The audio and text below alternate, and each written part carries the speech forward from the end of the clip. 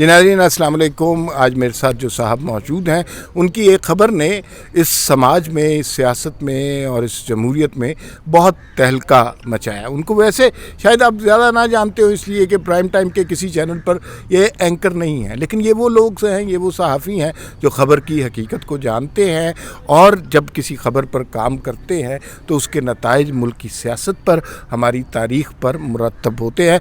मेरे साथ मौजूद हैं राना इब्रार साहब, जिन्होंने तोशाखाना के हवाले से एक बहुत बड़ी ख़बर की, बहुत बड़ा धमाका हुआ, उसके नताइज आफ्टर शॉक्स हम आज तक भुगत रहे हैं और इमरान खान साहब भी भुगत रहे हैं। इसमें इनसे बहुत सारी बातें करनी है, लेकिन सबसे पहले तो एक सवाल बड़ा जेन्युइन बनता है कि भाई ये जो कल जो फ़ैसला आया है, उसके बाद तहरीक इंसाफ वाले तो कह रहे हैं कि हम पे तो कोई इल्ज़ाम ही नहीं आया, कोई नाअहली नहीं हुई और आप बेशक तोशाखाना की ख़बरें छापते रहे, उससे कोई फ़र्क नहीं पड़ता। वो क्या किस्सा है जी? कल इस्लामाबाद हाई कोर्ट में इमरान खान की अपील के ऊपर एक मिसलिनियस एप्लीकेशन थी, उस पर हमारे साहब प्रोसीडिंग हुई, कल डेट थी।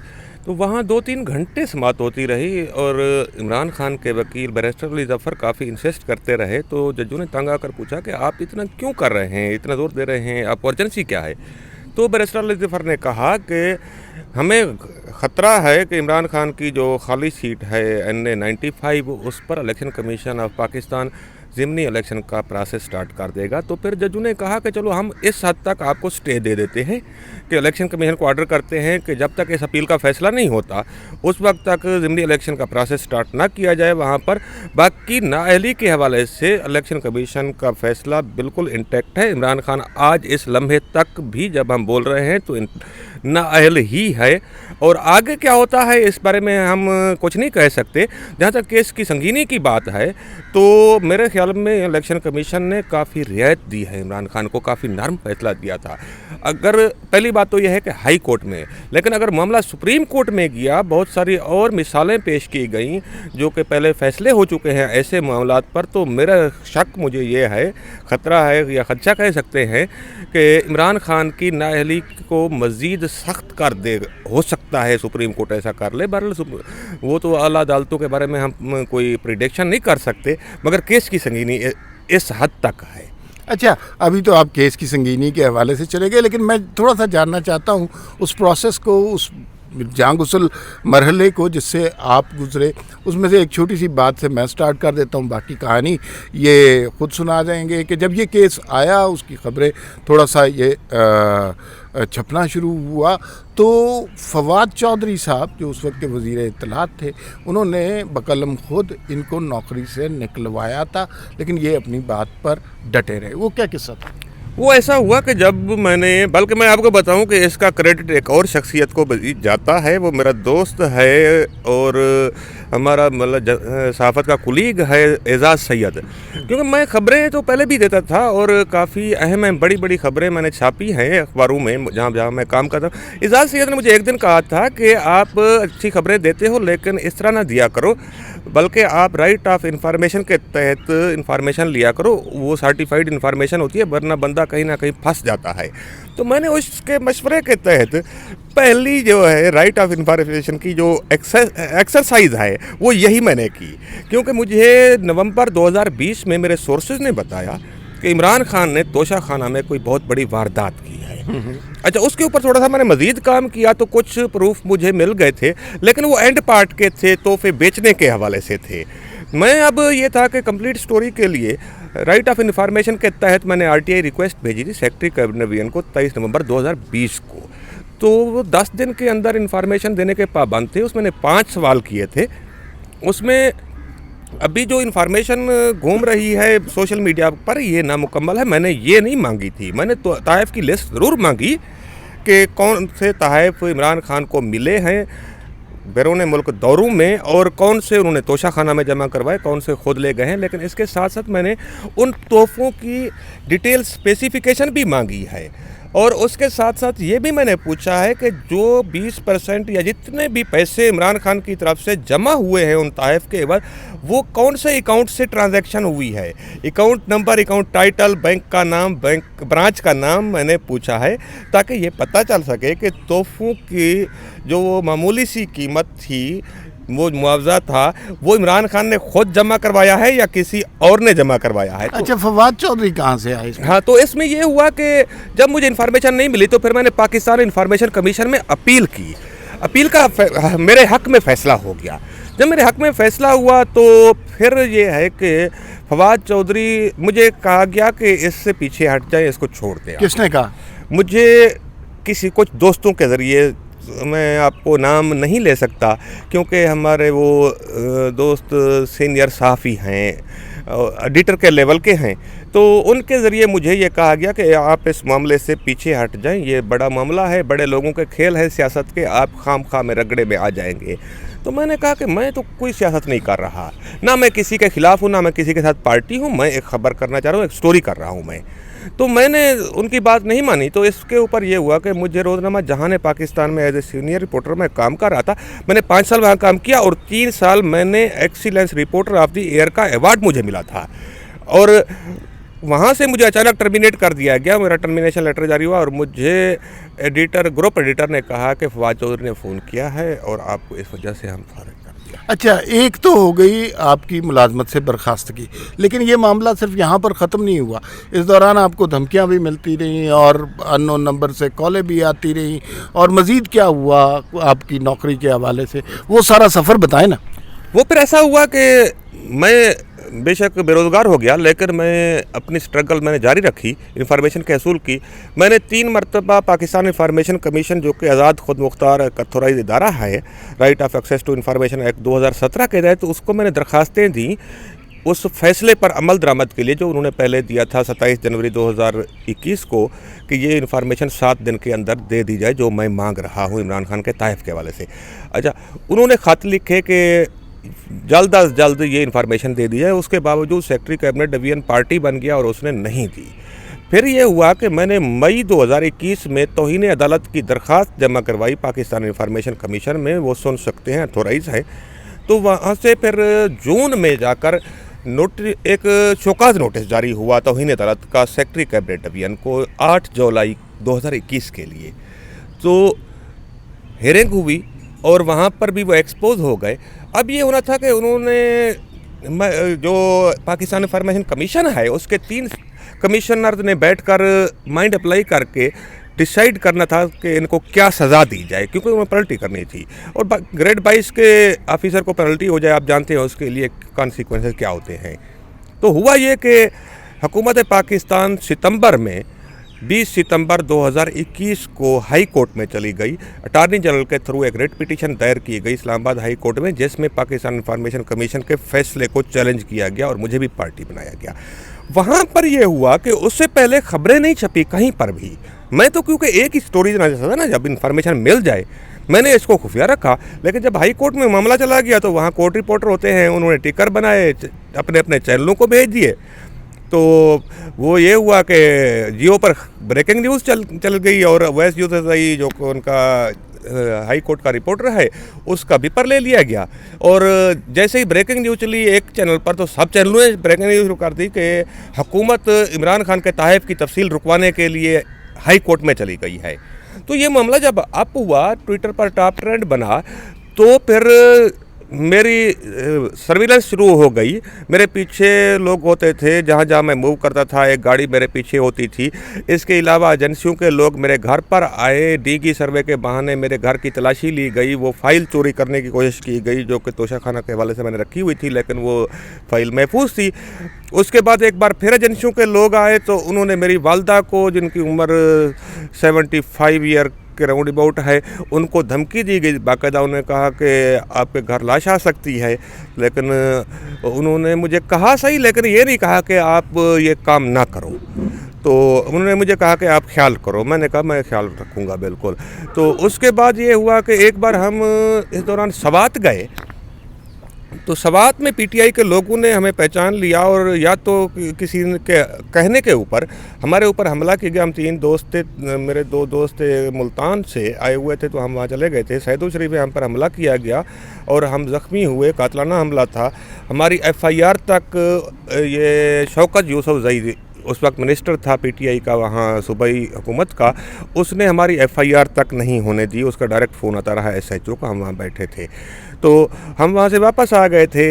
इसके अलावा मुझे मुसलसल धमकियाँ भी मिलती रहीं। हाँ, इससे पहले मुझे secretary cabinet division Ahmad Nawaz Sukhera ने बुलाया था, जून 2021 की बात है, और मुझे कहा था कि आप मेरे छोटे भाई हो, आप आओ मेरे साथ चाय पियो। मैं चला गया, चाय के कप पर मुलाकात की उनसे।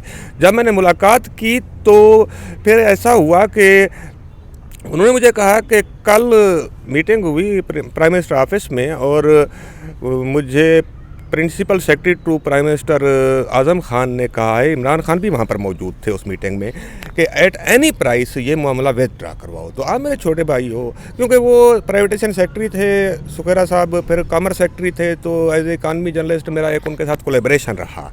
तो उन्होंने कहा कि ये आप विथड्रा कर लो, आप इस पर इंसिस्ट ना करो।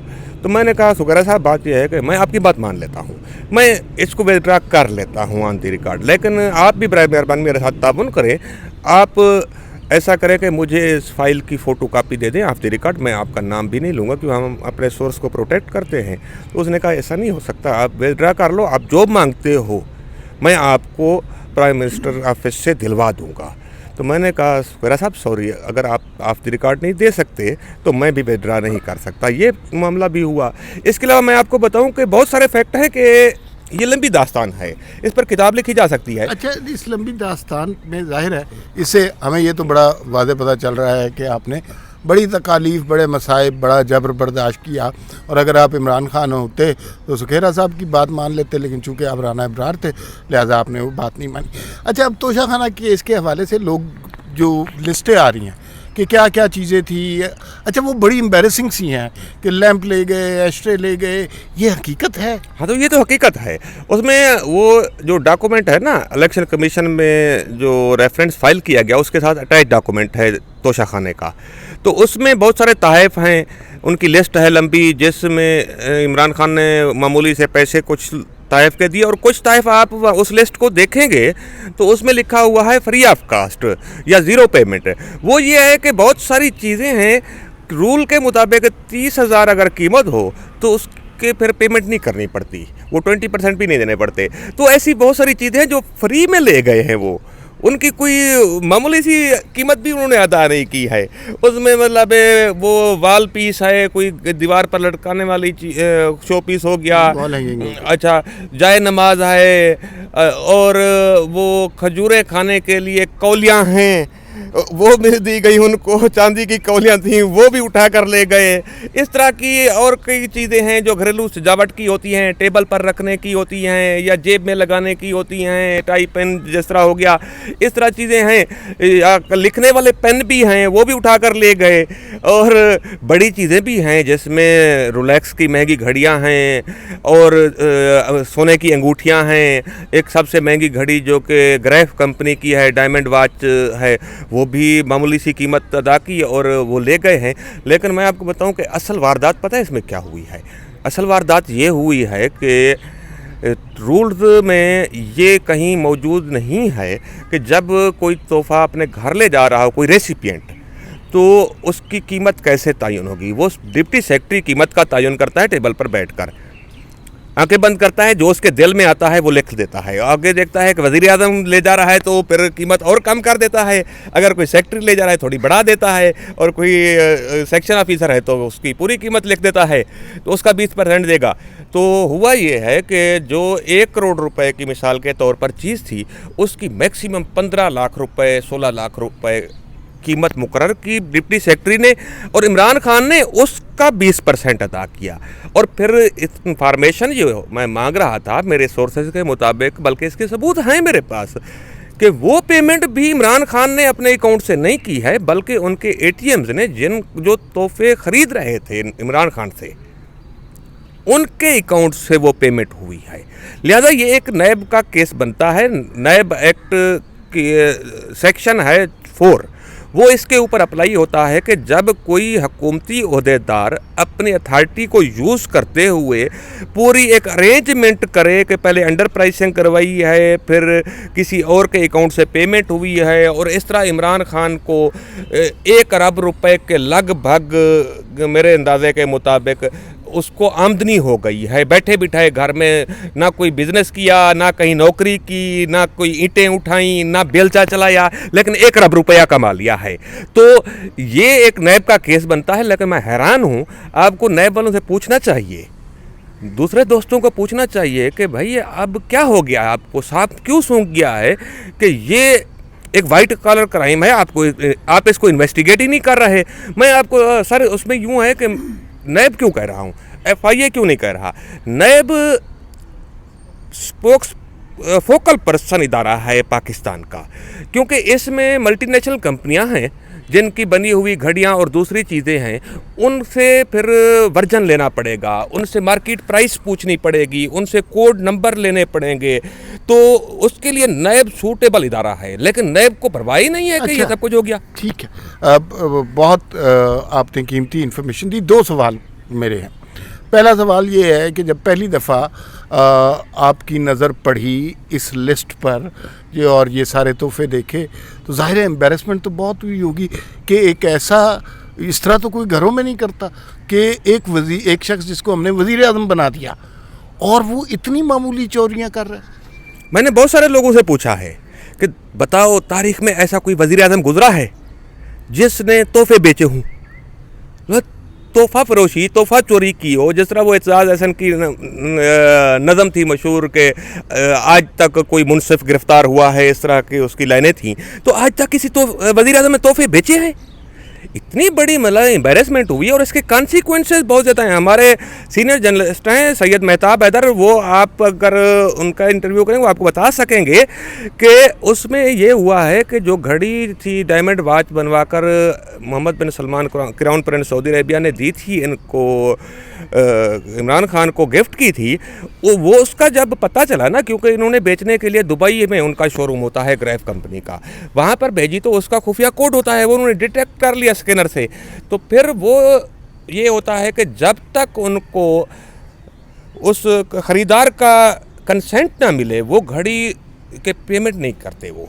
अच्छा, उन्होंने फिर वो उसका फ्रैंकफर्ट, उनका जर्मन कंपनी है, ये हेडक्वार्टर है फ्रैंकफर्ट पे, ये मामला भेजा तो वहाँ से पता चला कि इसके ख़रीदार मोहम्मद बिन सलमान साहब हैं। उन्होंने फिर Mohammad bin Salman crown Prince के ऑफिस में एक ईमेल भेजी जस्ट ये वेरीफाई करने के लिए क्या ये घड़ी आपने बेचने के लिए भेजी है। तो वो जब मेल गई मोहम्मद बिन सलमान की टेबल पर तो वो तो हैरान परेशान हो गए। उन्होंने कहा ऐसा क्या, ये कैसे हो सकता है। तो उन्होंने अपनी इंटेलिजेंस एजेंसी को फॉरवर्ड कर दिया कि इसकी इन्वेस्टिगेशन की जाए। तो तब जाकर पता चला कि ये वो घड़ी है जो उन्होंने स्पेशल ऑर्डर पर बनवाई थी और prime minister of Pakistan Imran Khan को गिफ्ट की थी और प्राइम मिनिस्टर ऑफ पाकिस्तान ने बेच दी। आखिरी सवाल है, ज़रा मुख्तसर जवाब दीजिएगा। पाकिस्तान के सियासी मारूजी हालात से आप वाकफियत हैं और आपने नैब के हवाले से बात की, दीगर इन्वेस्टिगेशन एजेंसीज़ के हवाले से बात की।